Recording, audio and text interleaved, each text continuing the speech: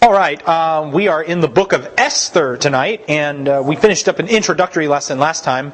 So tonight we're in Esther chapter 1. Before we begin, let's have a word of prayer. Our Father in heaven, we are thankful to you for this day that you have given us. We thank you for the time that we have to spend together as brothers and sisters in Christ. We thank you for your word and for all the truths that it reveals to us. We pray that you'll help us to understand the book of Esther and to understand your providence and your power and how you rule in the kingdoms of men, even when we don't necessarily notice it, or even when mankind does not see it. We know that you are there, Father, that you are ruling even the most foolish of kings. We pray these things in the name of Christ, our Savior. Amen. All right, Esther, as we noted last time, perhaps the most conspicuous feature of the book of Esther is the fact that God isn't mentioned anywhere in it. Neither is the promise to Abraham or the law of Moses or prayer or a bunch of other things. Pretty much anything you would expect to find in a religious story in the Bible is not in the book of Esther, which kind of raises all these questions about, like, what is this even doing in the Bible? So we read Esther, and I talked a little bit last time about how one of the biggest hints that Esther is in fact intended to be read as a spiritual work rather than a secular work, a work that deals with God, is the fact that it alludes so frequently to other stories in the Old Testament. You know, whether it be similarities with characters like Joseph or Daniel or Moses and things like that. Now that said, we're going to read Esther, and with 5 sessions left in the quarter, there's probably a rate of 2 chapters a class. We'll be able to get through it pretty easily, I think. And then they're all laughing silently as I suggested the idea of getting 2 chapters a class in at once.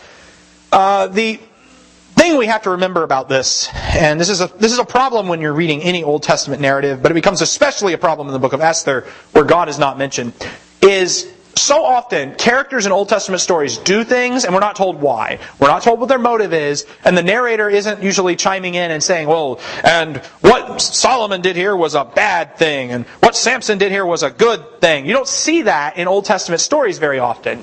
You as a reader have to be smart enough to figure that bit out for yourself. It's even worse in the book of Esther because there's no evaluations whatsoever, and there's quite a few morally ambiguous actions that characters engage in. Mordecai is not a bright knight in shining armor, as some Bible classes I've heard him paint him to be, and Esther does not appear to be that way either. No. Well, we'll see. That's a weather-based commentary on that as well. And in fact, in chapter 1 of Esther, the title character is not mentioned. Mordecai is not mentioned. The entirety of chapter 1 is devoted to this thing going on with King Ahasuerus deposing his queen Vashti. And we're going to read it, and we're going to kind of wonder, like, what does this have to do with anything? And we'll talk about that as we go.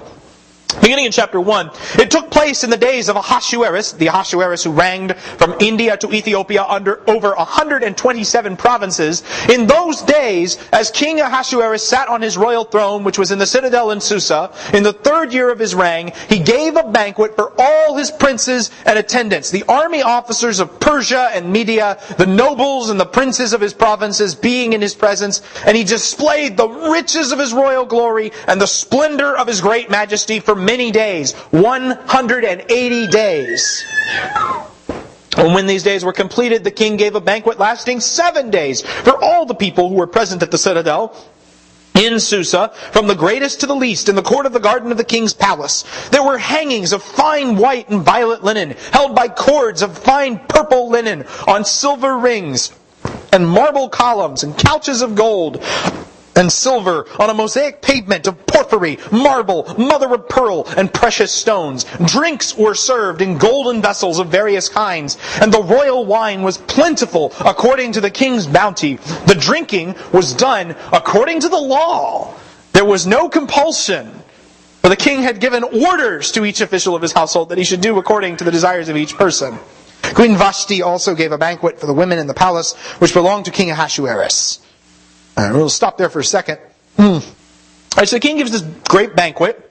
We're talking about Ahasuerus. Now Ahasuerus is the same person as... he's known in most secular histories as Xerxes. He ruled from 485 to 465 BC, Xerxes was the son of Darius the First, who is mentioned in Ezra chapter 5.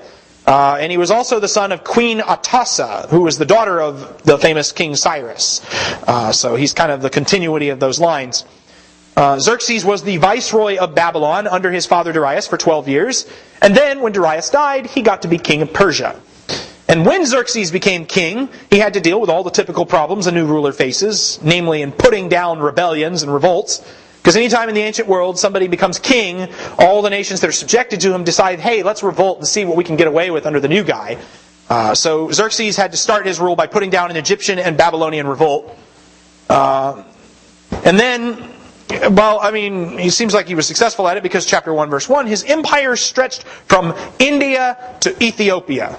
The brethren in India take great pleasure in pointing out this verse to me because it's the only time in the Bible that India is mentioned. They love to point this out. This 127 provinces. He's got this enormous bureaucratic structure to his empire, and he sits on his royal throne in Susa. And just kind of, again, understanding this, the Persians actually had two capitals. You had Susa, which was the winter capital, and then you have Ecbatana, which was the southern capital, which was further north, because the Persian emperors were just as much snowbirds as we have today. They didn't like to live in the cold weather during the winter, and they didn't like to live in the hot weather during the summer. So Susa was where they went during the wintertime. And in the third year of his reign, Xerxes, or Ahasuerus, throws this big banquet. It's for all of his princes and all of his attendants, and all the army officers are present. And what is the point of this banquet? Why is he having this banquet? To show off. That's the reason he's having it. Look at how rich I am, right? And it's so in your face, the extravagance of it. I mean, why do we need to have a 6-month banquet? Think about that for a minute. And it's not, like, hey, we're having a weekend in celebration. It's 180 days he spends having the 6-month banquet.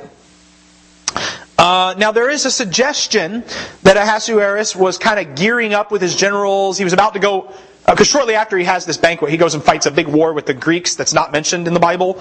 In Herodotus, it says that after the conquest of Egypt, intending now to take in hand the expedition against Athens, Xerxes held a special assembly of the noblest among the Persians so he could learn their opinions and declare his will before all. What Herodotus doesn't tell you is that special assembly involved 6 months of getting drunk and showing off all of this extravagant wealth like we see in the book of Esther. And after his 6-month banquet's over, what's the first thing you think to do when you finish a 6-month banquet? What would you do if you just finished a 6-month drinking party? No, we have another banquet. That's what we do. Which is exactly what he does here. We have another banquet for 7 days for everybody else, right? And you're laughing, which is good because Esther is very satirical like this. It's just constant in your face with the satire. 6-month banquet with his nobles. He has another banquet for all the people for 7 days. And this time it's not just the nobles and the general, but all the people get invited. The elites get 6 months. Everybody else gets like 7 days. Okay, from the greatest to the least. And what's the point of the 7-day banquet? To show off again, right? And so you look at. It's just again, and the text is so in your face with this. All this white and violet linen hangings, cords of purple linen, and just to keep in mind, right, couches of gold and silver, a mosaic pavement of porphyry and marble and mother of pearl and precious stones, and however you translate these words, golden cups for the drinks, and plentiful wine, of course. You got to realize, of course, purple fabric was a much bigger deal back then than it is now. Today people pick purple fabric because they think it looks nice on them. But back then, if you had purple fabric, that meant that you were like super, super rich because, the idea of putting color in your clothes, that's luxurious. That's not something that you have done in a factory in, like, say, India. Like, they didn't have that option here, despite having control of India. Okay. Correct. The queen had her own party. Queen Vashti is giving a ladies' banquet. It's not a ladies' Bible study because the book of Esther hasn't been written yet. So it's But so one of the things that comes out is the king serves plentiful wine. And speaking of wine, we get this weird little comment in verse 8 that the drinking was done according to the law. There There was no compulsion. Why is there no compulsion? Because the king is making them have no compulsion. That's why. And this is an obvious hint of the narrator's sarcasm here, is what this is. The king is forcing them not to be under compulsion. Does that make sense to you? No, but it's just giving you kind of a preview of what's to come. Verse 8. The drinking was done according to the law, for there was no compulsion. Now, the king's making you not have compulsion, is what it says. You guys are free to do what you want. I decreed it. You're free to do what you want. Now, you see kind of the problem here already. The Persian king Ahasuerus, this is a recurring idea in the story. He's a control freak. He really is. And it's everything about this narrative screams it. His 127 provinces that he's systematically organized from Ethiopia to India. The fact that he's making a law that people should be allowed to drink as much as they want. Everyone should drink freely. I'm going to make a law that says they have to. Ahasuerus is a control freak, but he's also not very bright, and that's another recurring idea in the story. He's not the sharpest crayon in the box. He's frequently oblivious to the inconsistency of his own actions. And from all these parties. Probably. Oh yeah. No. Okay. So the word. Whatever else they're doing. All right. Yeah. So the word banquet, and banquet is banquet's a very neutral term to translate this. It can be translated feast as well. What was it? I had the note on this. Yes. Okay. So the word banquet or mishteh, it appears 46 times in the entire Old Testament. 20 of them are in the book of Esther. Right? Esther, and just to remind you, Esther's not that big of a book. No, it's a pretty short book. You can read through it in less than an hour. That's a lot of feasting and banqueting in one book. And there's 8 different banquets, at least, recorded in here. Ahasuerus gives his 180-day banquet for his officials, another 7-day banquet for the people. Vashti gives a banquet for the women. In chapter 2, there's going to be a banquet in Esther's honor. In chapter 5, Esther gives a banquet for Haman and Ahasuerus. In chapter 6 and 7, Esther gives a second banquet for Haman and Ahasuerus. And then, of course, chapter 8, the Jews hold a banquet at the king's decree. And chapter 9, Purim becomes the day of banqueting. When we talk about banqueting... It's all kings and queens, and all they do is party and live it up and live extravagantly, right? Yeah, until the extravagance wears out. And of course we come to Queen Vashti, who's also giving this big ladies' party as well. And so the king sends for Vashti, and let's see how this ends. In verse 10, on the 7th day, when the heart of the king was merry with wine, he commanded Mehuman, Biztha, Harbona, Bigtha, Abagtha, Zethar, and Carcass, the 7 eunuchs who served in the presence of King Ahasuerus, to bring Queen Vashti before the king with her royal crown in order to display her beauty to the people and the princes, for she was beautiful. But Queen Vashti refused to come at the king's command delivered by the eunuchs. And then the king became very angry, and his wrath burned within him. And then the king said to the wise men who understood the times, for it was the custom of the king to speak, so to speak, before all who knew the law and justice and were close to him, Karshina, Shethar, Admatha, Tarshish, Meres, Marsana, and Memucan, the 7 princes of Persia and Media, who had access to the king's presence and sat in the first place in the kingdom. According to law, what is to be done with Queen Vashti because she did not obey the command of King Ahasuerus delivered by the eunuchs?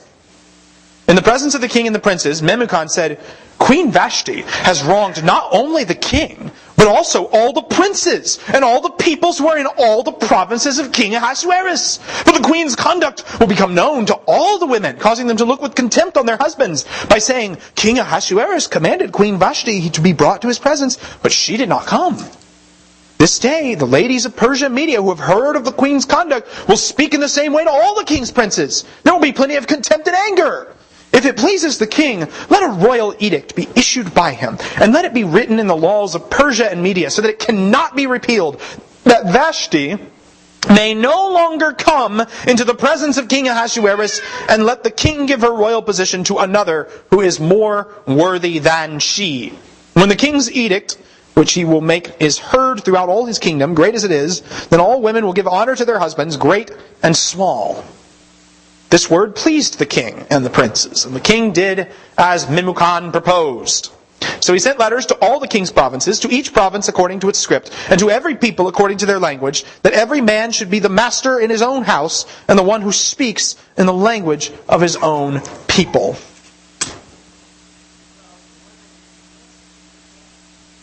Alright. Well, let's talk about what's going on here. Alright. So, on the 7th day, the king sends 7 guys to go get his wife. His heart's merry with wine, which means he's drunk. And, the excess in this scene is comical. He's married to Vashti, but he still needs to send 7 of his eunuchs to handle her, bring her in. These are her political handlers. No modern day parallels at all. The king wants to display Vashti in her royal crown to show her beauty to the people and the princes. And the king has been showing off his riches, and so now what's he going to do? Well, he's going to show off his wife. She's literally a trophy wife. She's one of his bits of royal glory. I'm displaying all my royal glory. Queen Vashti's the grand finale, right? And this sort of thing actually. Yeah. It's got the whole business going on with the crown. This sort of thing actually did happen at Persian banquets, but it usually didn't end very well. And again, I'm going to quote from Herodotus. And admittedly, Herodotus is biased because he hated the Persians. But he wrote this about a time when the Persians and the Greeks dined together. He writes, "After dinner, the Persians said to Amyntas, as they sat drinking together, 'Macedonian, our host, it is our custom in Persia to bring in also the concubines and wedded wives to sit by the men after the giving of any great banquet. We ask you then, since you have received us heartily, are entertaining us nobly, and are giving Darius our king earth and water, to follow our custom.' To this Amyntas replied, 'We have no such custom, Persians. Among us, men and women sit apart. But since you are our masters and are making this request, it shall be as you desire.' With that, Amyntas sent for the women, and upon being called, the women entered and sat down in a row opposite the Persians. Then the Persians, seeing beautiful women before them, spoke to Amyntas and said that there was no sense in what he had done. It would be better if the women had never come at all, that they should come and not sit beside the men, but sit opposite them to torment their eyes. Amyntas, now feeling compelled to do so, bade the women sit beside them, and when the women had done as they were bidden, the Persians, flushed as they were with the excess of wine, at once laid hands on the women's breasts or one another, or tried to kiss them." So, this is the kind of thing that they write about Persian conduct at banquets. We'll invite the women to the feast, and the first thing the Persians try to do is, make a grab at them and make a move on them in that respect. Well, I don't know what's going on here in Esther chapter 1. Queen Vashti refuses to come to the king. We don't know why she refuses. No explanation is given, and this is typical of the book of Esther. They don't explain the character motives. Yes? Wasn't she having carrying on a party of her own? Yeah, she is. Come over to this party. Hang out at this party. Why does she do it? Well, I've got my own party to attend to. Is she just a stubborn wife usurping her husband's authority? Is she a pious wife refusing to be ogled by the king's cabinet? Well, the text doesn't tell us. Because the text doesn't care. The text is more interested in the king's reaction to this whole business. Vashti's refusal would have been a great embarrassment for King Ahasuerus, because here he is, showing off his wealth, showing off all his extravagance, showing off, and then in the grand finale his wife snubs him and says, "Nope, not going to do it." And so how does King Ahasuerus act? Like any normal person would act? He gets angry. And this is a recurring feature in Esther as well, when characters get irrationally angry at everything. And their anger burns. And so he goes from being merry with wine to burning with wrath. Now, if you're having a marriage problem, what's the best way to deal with it? Huh? I'm sorry? If you and your wife are on the outs, how do you deal with that? Or vice versa, if you and your husband are on the outs. Huh? You probably deal with it in private. This is kind of a thing you need to talk about as a wife and a husband. You know what? Probably not a good idea is calling a cabinet meeting. Which is what he does. He calls a cabinet meeting to solve his marriage spat.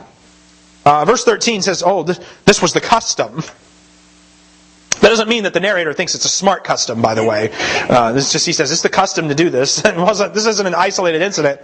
He got 7 eunuchs to fetch his wife, and when that didn't work, he gets 7 lawyers to consult on what to do about his wife. And just a marital advice, if you're having an argument with your wife, it's not a great idea to get 7 lawyers to deal with the problem. No, not a good idea. Bad idea. I mean, the king is like, what are we going to do? Vashti didn't obey the command of the king delivered by the eunuchs. I mean, if the queen won't listen to my castrated servants, who will she listen to? Well, if you think about that, not to be crude or anything, but the narrator is raising the question, is Ahasuerus, man enough to deal with this? It's a kind of a thought on that point. And of course, Doesn't sound like he's man enough to no, much. He's not. Yeah. So the Memucan, one of the lawyers, has a solution. And the solution is, of course, blowing the problem out of proportion. Queen Vashti hasn't just wronged the king. She's wronged everybody. This is a crime. This isn't a crime against the king. This is a crime against all men everywhere. All people everywhere, really. So what are we going to do? Well, we have a problem. The women in the kingdom might find out. The women in the kingdom might find out. And if they learn that Vashti defied her husband, they might start defying their husbands. And they might start treating their husbands with contempt. We can't let anyone find out. So how are we going to stop people from finding out? We're going to make a public announcement that they can't do this. You're laughing. This is what's going on here. That way no one will ever know. This edict... Yeah, I know. We wrote a book about it, so no one will ever know. This edict merely ensured that all of the emperor's subjects were swiftly informed of Xerxes' impotence to control his own household. And, the funny bit of this, this is just the Persian obsession with power. In verse 19, we're going to make a law, and that law can never, ever be changed. And that law says Vashti is banned from the queen's presence forever. And also we need to give a royal position to somebody else. And then, when everybody finds out about the king's edict, well then all women will respect their husbands, right? That's how that's going to work, right? And for some reason the king thinks Memucan's idea is a good one in verse 21. And they send out letters to all the provinces saying that men should be masters in their own house. And since this decree, there has never again been a woman who tried to run the household. Problem solved. No. Well. And this story is thick with satirical irony. First of all, Vashti's punishment for not coming to the king is you can't come to the king anymore. So that means Ahasuerus is basically sanctioning her refusal to appear before him. Second, they're so obsessed with making sure no one ever finds out what happened, and the next breath make a law that will make it super obvious to everyone what happened. Third, because the king isn't the master in his own house and doesn't get honor from his wife, his solution is to make a law that says all men should be masters in their house and get honor from their wives. And nothing brings honor to a marriage like a royal edict. Fourth, the king's authority is now the thing backing the marriage hierarchy, since it did such a great job at his own marriage. And fifth, since the law is impossible to change, well, that's great and all, but it's also matched by the fact that the law is impossible to enforce. So, yeah. Alright, so that you come to that point, and it's funny to read it, but what's the point? Why are we being told this story? Esther and Mordecai aren't even mentioned in this chapter. It's just the extravagance of the king's wealth, the reach of his empire, and the idiocy with which he handles his marital problems. And the reason, why aren't Esther and Mordecai mentioned? Huh? It's setting up a context, okay. Right? Yeah. Another point to make here is maybe Esther and Mordecai aren't really the main characters in the story. No. I mean, that's the first function that we need to look at is Esther and Mordecai aren't the main characters in the story. The main struggle is, the main focus in this chapter is the kingdom of Xerxes and how it can't seem to run things. So there's a struggle between the kingdom of Xerxes and ... fill in the blank. What would the kingdom of Xerxes be struggling against? Well, fill in the blank in any other book of the Bible, the answer is... No. Any other book of the Bible, it's a kingdom of man is struggling against... as the kingdom of God.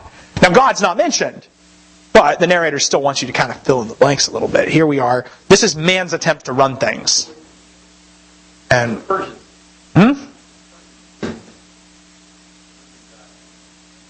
The Persians were mostly Zoroastrians, and they had a monotheistic religion. They believed in a very specific God, but they were also very, how shall we say it, you have your God, I have my God, we have all different gods, that kind of thing. They would frequently ask the Israelites to pray to Yahweh on their behalf. That was a common thing. I think what we see here, though, is a very real instance in which the Persian emperor wants to set himself up to be God. Here we go. This is the best man has to offer. An empire that controls 127 provinces from one end of an empire to another. And a king at the top of it who can't even get his own house in order. We're just begging for a different kingdom here. And this is what the real struggle is about. And if we know the story of the Bible, we know what kingdom goes in the blank. It's the struggle between God's kingdom and man's kingdom. And Xerxes' absurd decree shows the futility of man's kingdom. They can't force the hearts of man to conduct themselves in a certain way. What's needed is for God to somehow intervene in the situation and change the people's hearts. Now from there, it's like, okay, so God's going to appear in the story of the next chapter, right? Well, you might be a little disappointed. Because, again, like I said, God's not mentioned in the book. But something does happen to change the affairs of the people as we keep reading. Alright, so now we have the search for a new queen. Chapter 2. And this is where it gets, if it wasn't juicy before. After these things, when the anger of King Ahasuerus had subsided, he remembered Vashti and what she had done, and what had been decreed against her. And then the king's attendants, who served him, said, "Let beautiful young virgins be sought for the king. Let the king appoint overseers in all the provinces of his kingdom, that they may gather every beautiful young virgin to the citadel of Susa, to the harem, into the custody of Haggai, the king's eunuch, who is in charge of the women, and let their cosmetics be given them. Then let the young lady who pleases the king be queen in place of Vashti." And the matter pleased the king, and he did accordingly. Now there was, at the citadel in Susa, a Jew, whose name was Mordecai, the son of Jair, the son of Shimei, the son of Kish, a Benjamite, who had been taken into exile from Jerusalem with the captives who had been exiled with Jeconiah, king of Judah, whom Nebuchadnezzar, the king of Babylon, had exiled.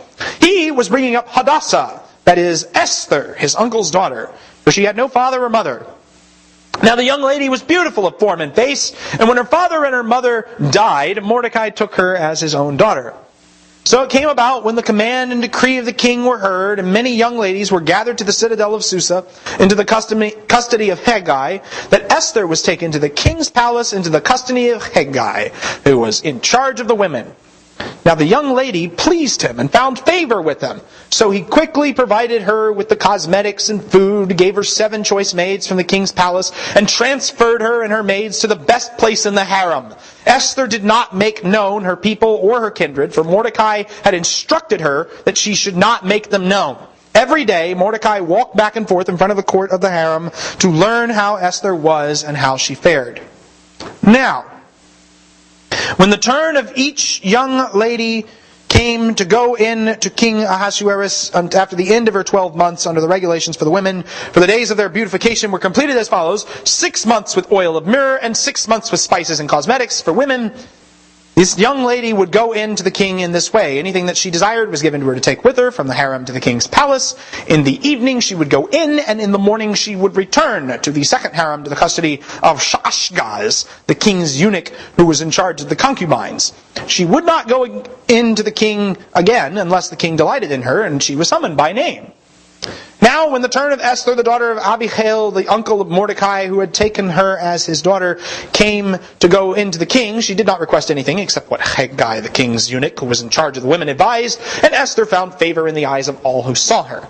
So Esther was taken to King Ahasuerus to his royal palace in the 10th month, which is the month Tebeth, in the 7th year of his reign.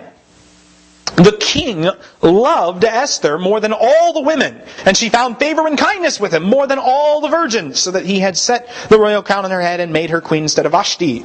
Then the king gave a great banquet, Esther's banquet, for all his princes and his servants. He also made a holiday for the provinces and gave gifts according to the king's bounty. Okay. So here we have the search for a new queen. And one thing we need to realize is that between chapter 1 and chapter 2, a little bit of time passes. Vashti, in verse 3 of chapter 1, it was the 3rd year of Xerxes' reign. So Vashti was deposed in the 3rd year. But 2 verse 16, we learn that Xerxes doesn't start looking for a new queen until we get to year number 7 in his reign. 7th year. Let's put up the wrong number of fingers there for a second. Now, between the 3rd and 7th year of Xerxes' reign, you could also, again, knowing the history, he fought this disastrous military campaign against the Greeks in 481 to 479 BC. But we don't get that in Esther. We just get that his anger subsided. The king's anger has changed. But guess what didn't change? The law didn't change. That law you were so proud of that wouldn't change, well, man, all of a sudden it's a bit of a nuisance. We can't get Vashti back. Was it a good idea to make an unchangeable law about the queen in a fit of anger? Probably not. I wonder if we're going to run into this unchangeable law problem again any time else in the story. The king's officials come up with another idea, because the king doesn't come up with ideas on his own. But yeah, this is a recurring thing as well. The king never has an original idea on himself. He just does whatever his advisors tell him to. His officials think, well, you should replace Vashti. We're going to seek beautiful young virgins for the king. You're going to get every beautiful young virgin in all the provinces to gather to your citadel in Susa, to the harem. And the eunuch in charge of the women will give them all cosmetics. We'll spend a year putting on their makeup, and then, well, you can decide which one you like best. The young woman who pleases the king will be the new queen in the place of Vashti. So the king tries out a bunch of virgins to pick the one he likes best. And when we say tries out, we're not talking about, some Miss America beauty pageant. What's going to happen is the king is going to sleep with all of these women and then decide which one he likes best. Because this is the ancient Near East. Yeah. And this is what kings did. So, just then the narrator introduces us to Esther and Mordecai. There's a Jew living in Susa named Mordecai. Mordecai is a Hebraic form of the name Marduk, which was a Babylonian god, actually. Mordecai is the son of Jair, son of Shimei, son of Kish, Benjamite. And while there are several people named Kish in the genealogies in the Old Testament, the famous Kish, the Benjamite, was the father of Saul in 1 Samuel 9. And so naturally, while the text does not tell us outright that Mordecai is a descendant of Saul, it wants us to think about that. Anyway, it just kind of leaves that idea there. One of the exiles from Jerusalem, from the time of Jeconiah, it says in verse 6, probably not literally Mordecai that was exiled, though. And the reason why we say that is because Jeconiah was taken into exile in 597 BC, and Ahasuerus is reigning significantly later than that. So if Mordecai had been born the day that exile happened, he would be well over 100 years old by this point. And it's doubtful that that's what was going on. So it's probably one of these other ancestors of his that was taken into exile. Mordecai is raising his uncle's daughter, i.e. his cousin. His cousin's an orphan. She has no father or mother. Her name is Hadassah, which means myrtle. But she's also called Esther, and that's her name for the rest of the book. Esther is a pagan name after the goddess Ishtar. It means star. Esther is said to be beautiful of form and face. An expression that's used several times in the Bible of people like Rachel and Joseph and Abigail. And, you talk about...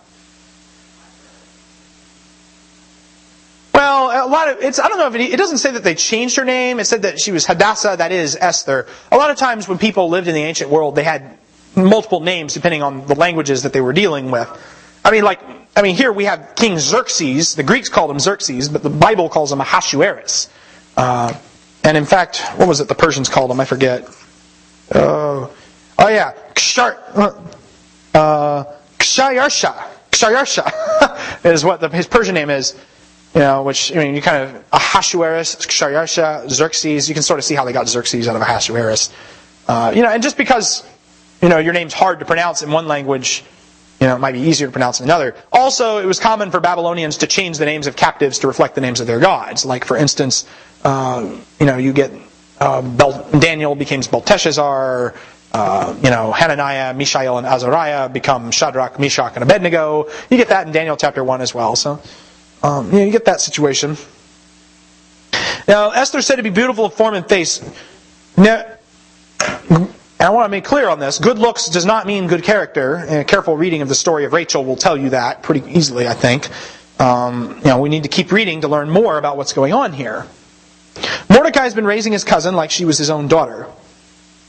And what follows is a string of rather ambiguous motives leading to Esther joining the king's harem. The decree is sent out. The young women are gathered. Esther is taken into the king's palace. Did she have a choice in the matter? Would she apply for this? Was this done by force? The text does not say. Esther pleases Haggai the eunuch and finds favor with him. Why? Is it godly character? Well, more likely sex appeal is what's going on here. But the text does not say. Again.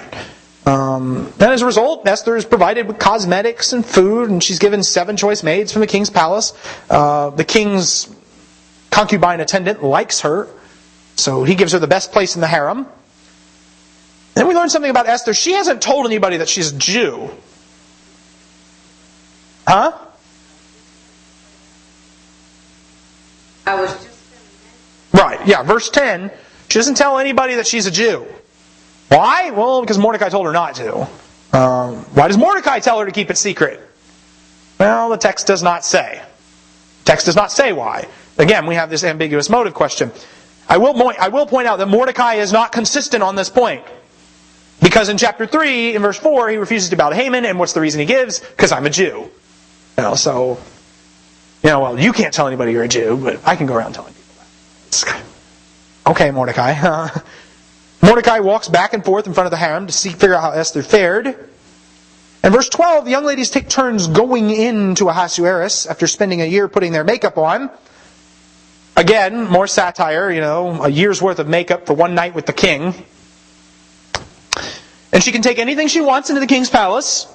After the one night with the king's over, she gets to go to the harem number 2. Harem number 2, that's because there's 2 harems. There's the one for the virgins, run by Haggai, and there's the one for the not virgins, run by Shaashgaz.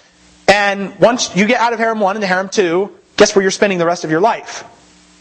Number 2. Harem number 2. And if once you go to harem number 2, you don't get to see the king again, unless he really likes you. And he wants to have a second go. It makes it clear, this is not a beauty pageant where all the losers get to go home in the end. All of the virgins become concubines. All of the virgins go into the king's harem, and all of them wind up sleeping with the king at some point.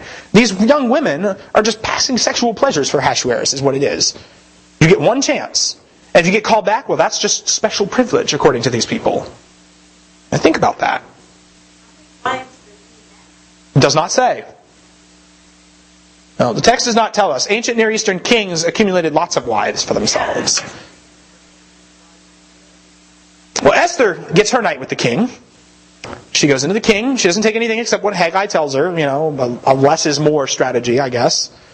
And Esther finds favor in the eyes of everyone who sees her in the 10th month of the 7th year. She gets the royal crown on her head, and she gets to become queen instead of Vashti. The king loves her more than all of the other women, and he gives a big party for her. The king finally gets to display his queen to his nobles. Like he wanted to do with Vashti, he finally does it with Esther. And have a special holiday where people give gifts. Now, alright, so that takes us up to verse 18. And again, we are raised with the question, what are the characters' motivations here? Because this is the chapter, I think, where we come face to face with one of the big challenges of interpreting the book of Esther. How do we interpret the narrator's silence? What do we do with what he doesn't say? We just ignore it? Well, no, we're supposed to read between the lines. Otherwise, how are you ever going to find God in the story? We're expected to read between the lines. And there's a couple things to think about. First of all, sight and appearance rule the day. The king only sees the women after they get their sufficient makeup. Esther is beautiful of form and face. The women spend a full year being dressed up as pretty as possible. Esther finds favor in the eyes of all who saw her. There's that more language about seeing here. That word for favor, chen, you think of Proverbs 31 verse 30. Chen, charm is deceitful and beauty is vain, but a woman who fears the Lord, she shall be praised. Or you might think of 1 Samuel 16:7. The Lord said to Samuel, do not look at his appearance or at the height of his stature, because I've rejected him. For God sees not as man sees. For man looks at the outward appearance, but the Lord looks at the heart. Well, that's not what the Persians are doing. Looking at the outward appearance and all that. There's a familiarity to the story on some level. Because you think about Joseph and Daniel, and we pointed this out before. In Genesis 39, God gave Joseph favor in the eyes of the people who saw him. In Daniel 1 and verse 9, God gave Daniel favor in the eyes of those who saw him. In Esther, Esther finds favor. 3 times the text says she finds favor in the eyes of those who saw her. How'd that happen? Well, it doesn't mention God. The providence of God. Then that raises an interesting question as well. I was in college. We were studying Esther once, and one friend of ours, we were reading this, and one friend of ours just kind of blurted out. He's like, "Wait, so God's providence made Esther good in bed so that she could save the people later?" And therein lies this point that God can use things that are not good in and of themselves to make things result in good. Or to quote Joseph, since we're drawing comparisons with Joseph, Genesis 50 and verse 20, "As for you, you meant evil against me, but God meant it for good, in order to bring about this present result, to preserve many people alive." So therein lies this idea that God can take even the most wicked or morally questionable actions of other humans and use them in such a providential way that He does, in fact, save many people, preserve many people alive. That's something to think about as we go forward. And in fact, since we're inviting the comparison with Joseph and Daniel, how does Esther really compare to Joseph? How does she really compare to Daniel? Well, Joseph, I think, is comparable in one way, in which Joseph has the opportunity to sleep with a royal official's wife. How does he handle that? Nobody will ever know. Joseph is even said to be beautiful of form and face. Same Hebrew expression used of Esther in that scene in Genesis 39. But how does Joseph handle it? He says no. He goes to jail over it. He winds up, Joseph refuses to sleep with a foreign woman at the expense of his freedom. Esther, Esther doesn't have that kind of refusal. She doesn't do things at the expense of her freedom. She gains favor instead. What about Daniel? Well, Daniel, he's got this Jewish identity. He refuses to eat the king's choice food. Esther? Esther keeps quiet about her Jewish identity. None of that going on in this story. And there is a stark contrast between the young man who finds favor in Daniel, who refuses to defile himself with the king's food, and the young woman who finds favor while sleeping with a pagan emperor and deliberately concealing her heritage. Now, at this point in the story, I have to quote one writer who I think has the gist of it. At this point in the story, Esther is certainly no Daniel. She's both in the world and of the world, fully complying with the empire's outrageous demands with the goal of winning the love of an unworthy royal husband. She would perhaps have objected that she had little choice. But if someone is willing to suffer the consequences, full obedience to God's law is always an option. Vashti, the pagan, had already shown in the previous chapter that the empire can ultimately not compel our obedience. And this is, I think, a key point to understand here. People will make the objection, well, Esther wouldn't have had any choice. She couldn't have defied the king. Really? You're going to make that argument? In light of what we just read in chapter 1? About how the king can't control anything in his own household? That's not the issue here. No. And if we're filling in the blanks between us, we have to understand that, to a degree, Esther has to give her consent to this. And so, basically the two options for reading the text and understanding the motives of the characters are either, hey, look at how God uses super pious people to accomplish His will, or B, look at how God uses people who are weak, people who are, spiritually broken to accomplish His will. And which one of those options is more consistent with the story of the Bible? If God can use Esther, Mordecai to save His people without uttering a word in the story, without really visibly, appearing on the scene, how much more can He use someone broken like me, like you, to do the same kinds of things? So that's kind of the idea that's being put forth here. So those are some of the key ideas that we're kind of batting around here as we read the book of Esther. That, first of all, that the kingdom of man, no matter how much it struggles to try to control everything and force its will and impose its will on everyone, in the end, it will always be paltry when compared to, in any way, to the kingdom of God. And secondly, you see this completely corrupt way in which Esther gets into this position winds up being, a source of salvation to the people of God. Because, whatever man means for evil, God so often turns it into good, so that He may save many people alive. That brings us down to verse 19. Does anybody have any comments or questions on that first section that we went through? Book of Esther. All right, well, we are out of time for tonight, but we will pick up in chapter 2 and verse 19 on Sunday and continue seeing the kinds of things that happen with Esther as the story unfolds. Thank you for your attention.